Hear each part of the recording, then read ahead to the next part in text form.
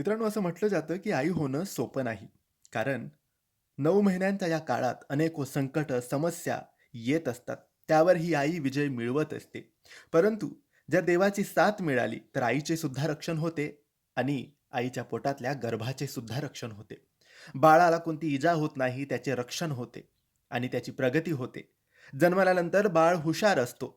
म्हणून हा मंत्र आहे, गर्भरक्षा गणेश मंत्र.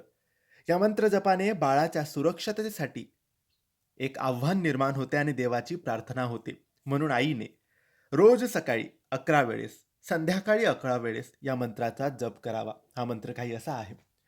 ओम श्रीं ह्रीं क्लीं ग्लौं गम गणपतये वरद वरद सर्व जनम मे वशमानाय स्वाहा. या मंत्राचा जप कमीत कमी 21 वेळेस किंवा 11 वेळेस सकाळी आणि संध्याकाळी सुद्धा आईने करायचा आहे. गर्भाचे रक्षण होईल. श्री स्वामी समर्थ.